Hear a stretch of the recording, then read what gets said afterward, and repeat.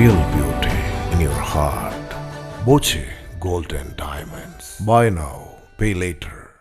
വിളയൂരിൽ കുടിവെള്ള പൈപ്പുകൾ പൊട്ടിയുള്ള കുടിവെള്ളം പാഴാകൽ തുടർക്കഥയാവുന്നു. പൊട്ടിയ പൈപ്പുകൾ നേരെയാക്കുന്നതിന് പിന്നാലെ വീണ്ടും പൊട്ടുന്ന സ്ഥിതിയാണ്. വിളയൂർ ചുണ്ടമ്പറ്റ റോഡിൽ കുടിവെള്ള പൈപ്പ് പൊട്ടി റോഡ് തകർച്ചയ്ക്കും ഇടയാക്കി. കഴിഞ്ഞ ദിവസം രാത്രിയാണ് വിളയൂർ പഞ്ചായത്തിലെ ചുണ്ടമ്പറ്റ റോഡിൽ കുടിവെള്ള പൈപ്പ് പൊട്ടി ഈ വിധം കുടിവെള്ളം പാഴായത്.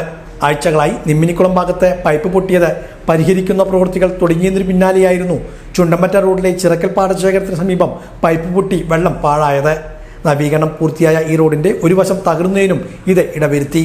റോഡരികെ കുത്തിപ്പൊളിച്ചാണ് വെള്ളിയാഴ്ച പൈപ്പിന്റെ തകർച്ച പരിഹരിച്ചത്.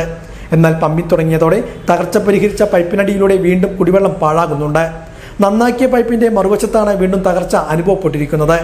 ഇതിനു പിന്നാലെ ചുണ്ടമ്പറ്റ റോഡ് ഭാഗങ്ങളിലും വിളയൂർ സെന്റർ ഉൾപ്പെടെയുള്ള ഭാഗങ്ങളിലും ജൽജീവൻ മിഷൻ പദ്ധതി പ്രകാരമുള്ള കുടിവെള്ളം ലഭ്യമാവുന്നില്ലെന്ന പരാതിയും ഉയർന്നു. ഒന്നിടവിട്ട ദിവസങ്ങളിലാണ് പഞ്ചായത്തിലേക്ക് കുടിവെള്ള വിതരണം ചെയ്യുന്നത്. എന്നാൽ 4 ദിവസത്തോളമായി പല പ്രദേശങ്ങളിലേക്കും വെള്ളം ലഭിക്കുന്നില്ലെന്നാണ് പരാതി.